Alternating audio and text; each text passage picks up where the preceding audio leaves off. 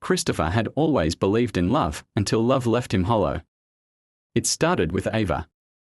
Her laughter had been a melody he couldn't get out of his head.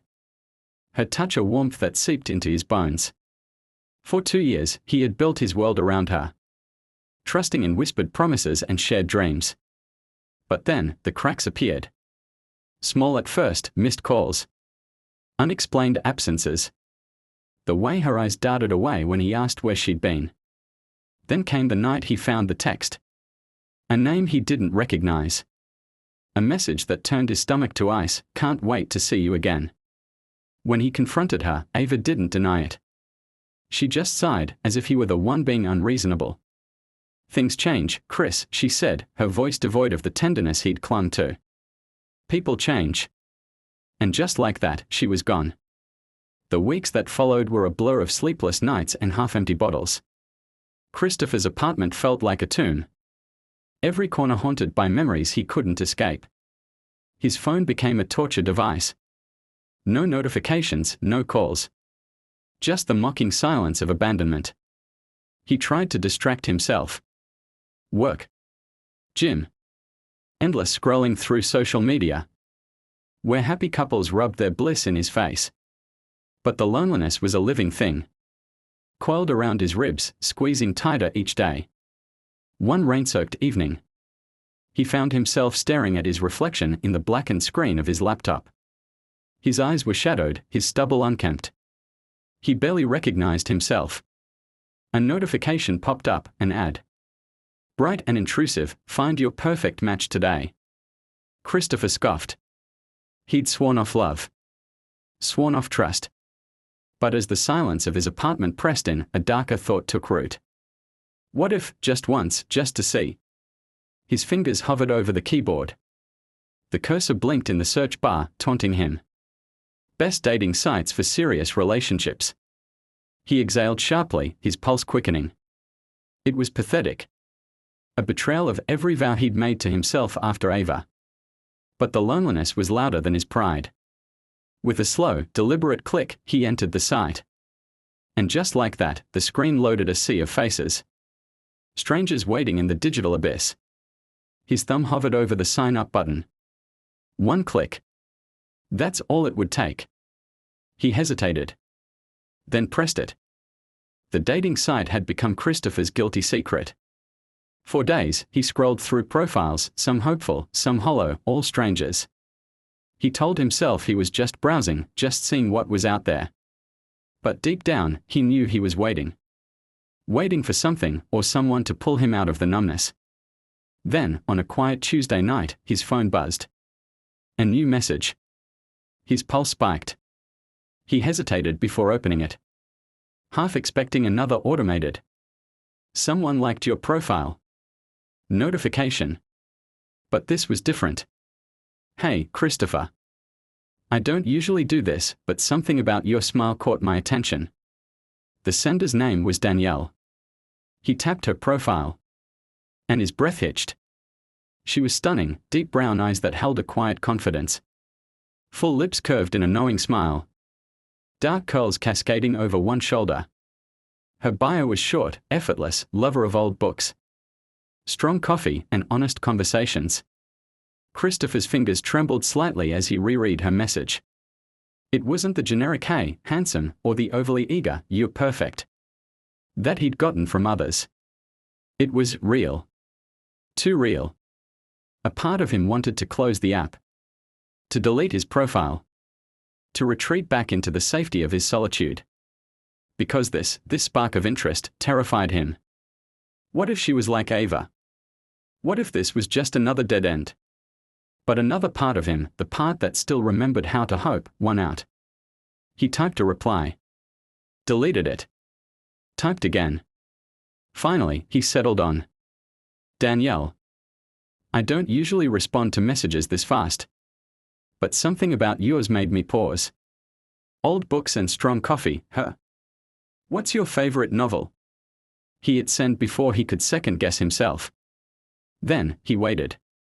The seconds stretched. The screen stayed silent. Had he said too much? Too little?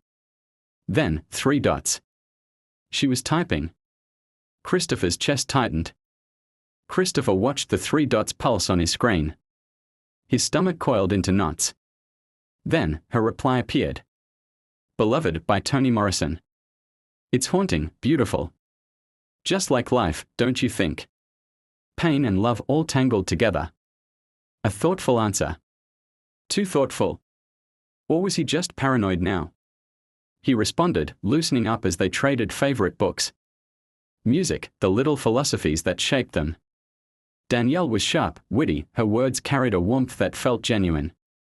Within days, their messages grew longer, more frequent. She told him about growing up in Chicago.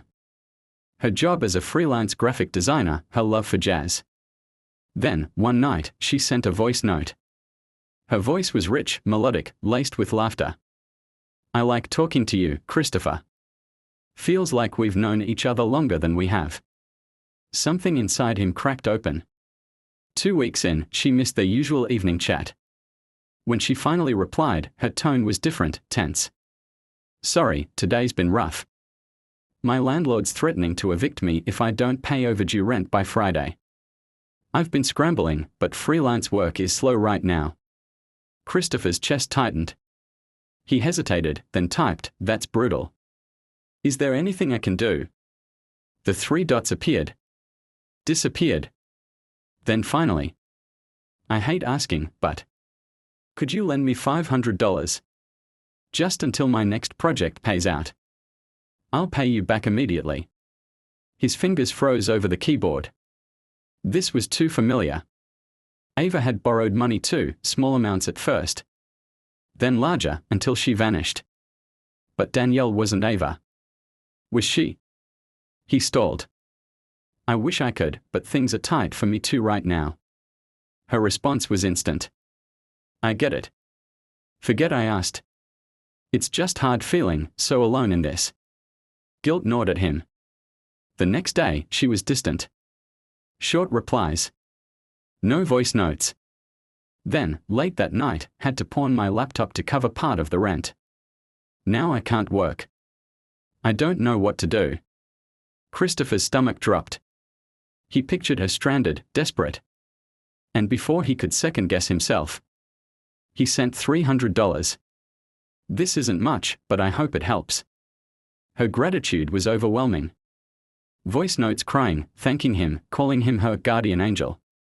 2 days later, she video called him. Just for a few seconds. Her face streaked with tears before the connection glitched and cut out. It was all the proof he needed. She was real. She was hurting. A week later, the emergencies escalated. My sister's sick back in Chicago. I need to see her, but I can't afford the flight. The hospital is asking for a deposit before they'll treat her. I'm so ashamed to keep asking, but you're the only one who cares. Each plea was more desperate. Christopher sent more. $1,000, then $2,500. Draining his savings, telling himself he was helping someone he loved. Then, the final message. I'm coming to see you. I booked a flight. But at the airport, they are saying my card's declined. I just need $800 to cover it. Please, Christopher. I need you. His finger hovered over the transfer button. Then his screen flickered. A notification from the dating site. Warning, this account has been flagged for suspicious activity. His blood turned to ice. He Googled her name. And there it was, a scam alert forum filled with identical stories. The freelance designer. The sick sister. The last-minute flight. All word for word. The phone rang. An unknown number. He answered. Then, a faint, familiar laugh before the line went dead. The laugh lingered in Christopher's ears, low, melodic. And unmistakably Danielle's. But this time, there was no warmth in it. Only something cold. Calculating. His hands shook as he stared at his phone screen. The call log now displaying the number, unknown. He tried calling back immediately, but the line was dead. A robotic voice informed him the number didn't exist. His chest tightened. He opened their chat again, his fingers trembling as he typed. Danielle. What was that call? No response. Answer me. Then, seen. She had read his messages and chose not to reply. A sickening realization crept over him. She was watching. She knew he was onto her. And she was letting him stew in it. He checked her profile. Account deactivated. Just like that, she was gone. No trace. No goodbye. Only the echoes of her voice in his head. And the thousands of dollars missing from his bank account. He scrambled to check the transaction history. Hoping, praying there was some mistake. But the transfers were real. Every last one. His stomach churned. He had been so careful after Ava. So guarded. Yet somehow, Danielle had slipped past every defense, every wall he'd built. Because he wanted to believe her. Because he was lonely. 3 days later, as Christopher sat in the dim glow of his laptop, researching romance scam recovery as if that could undo the damage, his phone buzzed. An email. From Danielle Mitchell. His pulse spiked.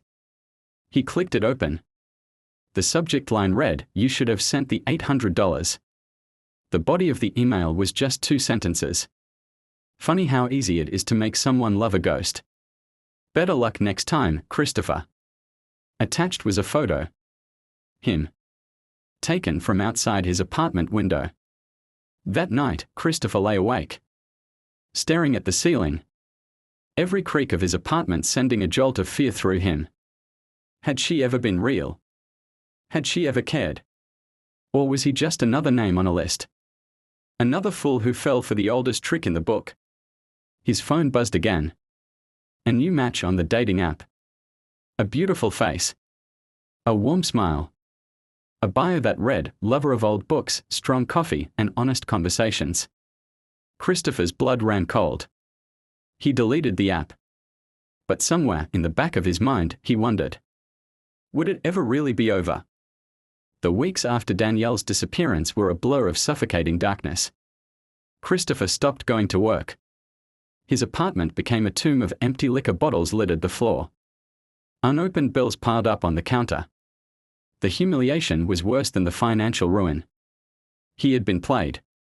And the worst part? A sick, lingering whisper in his mind still wondered if maybe, just maybe, Danielle had been real. And something terrible had happened to her. But the photo proved otherwise. She had been watching him. The thought made his skin crawl. One rain-slicked night, he found himself standing on the steel railing of the Morrison Bridge. The city lights shimmering in the black water below. The wind bit through his jacket, but he barely felt it. His fingers gripped the cold metal, knuckles white. One step. That's all it would take. His phone buzzed in his pocket. He ignored it. It buzzed again. And again. With a shaking hand, he pulled it out. A message from an unknown number. Don't. His breath caught. Was this her? Playing with him again. Then a call. He answered, his voice raw. What do you want? A man's voice, gravelly and calm, came through. Step down, son. I'm right behind you. Christopher turned. An old man stood a few feet away.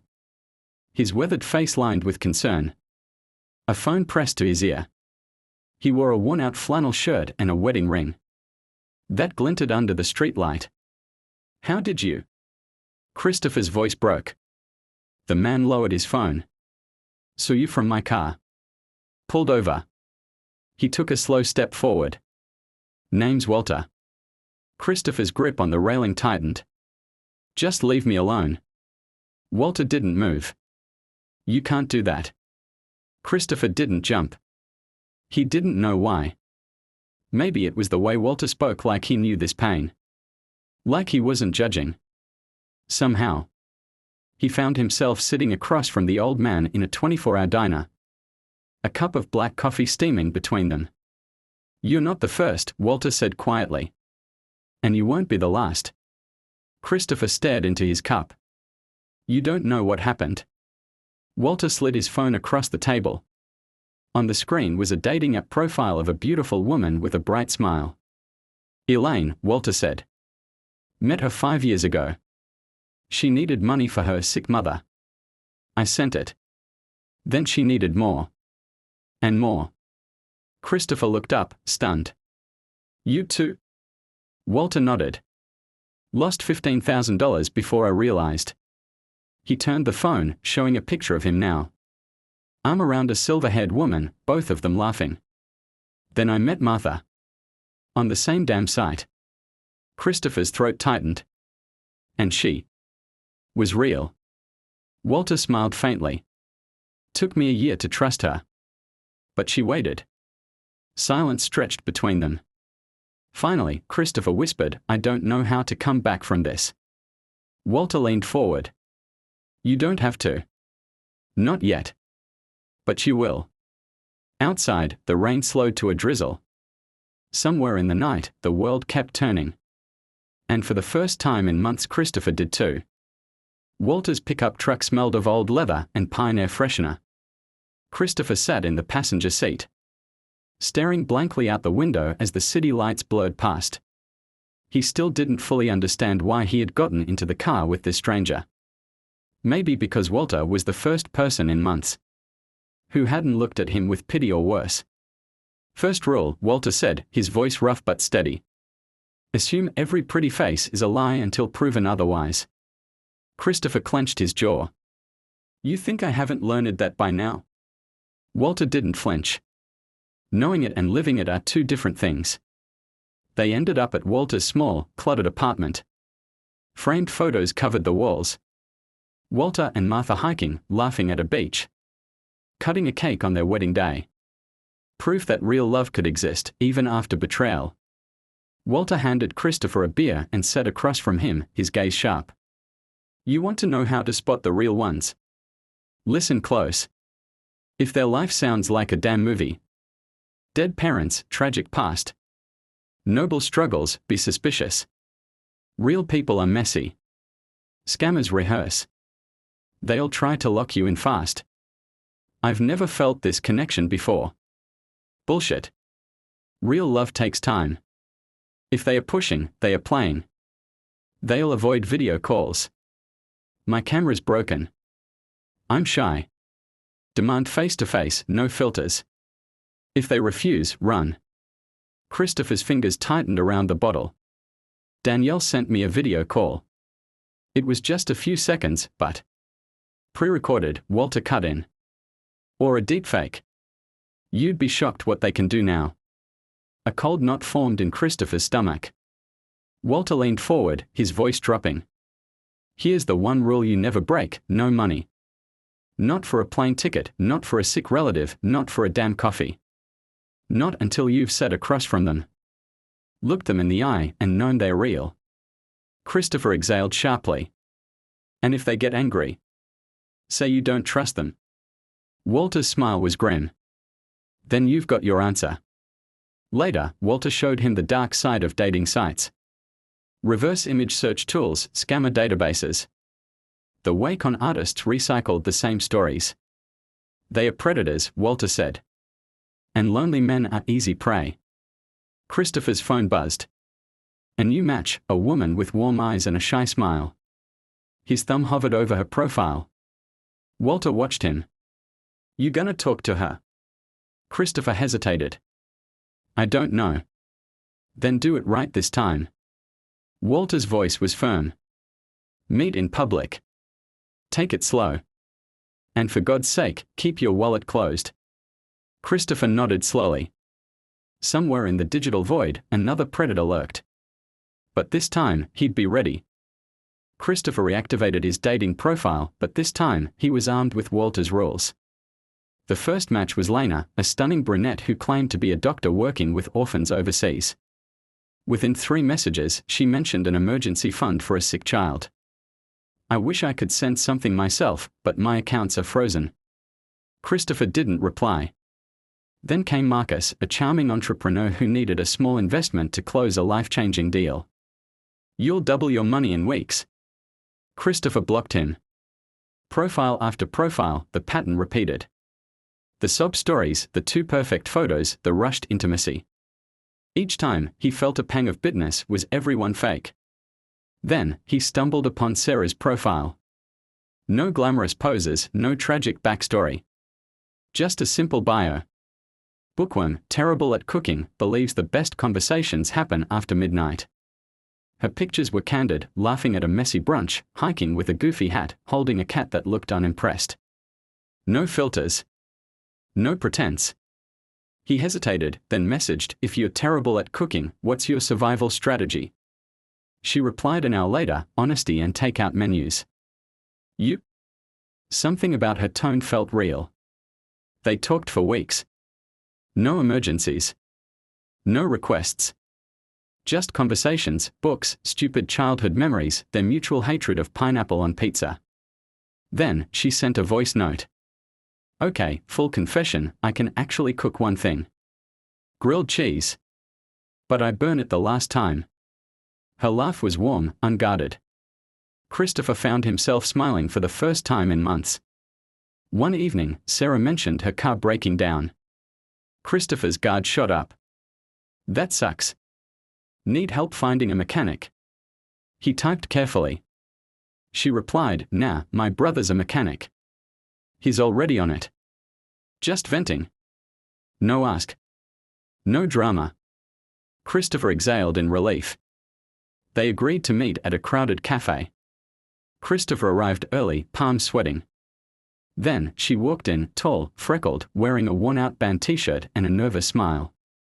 "You're taller in person," she said. "You're real," he blurted out. She laughed. Disappointed. Over coffee, they traded scam stories.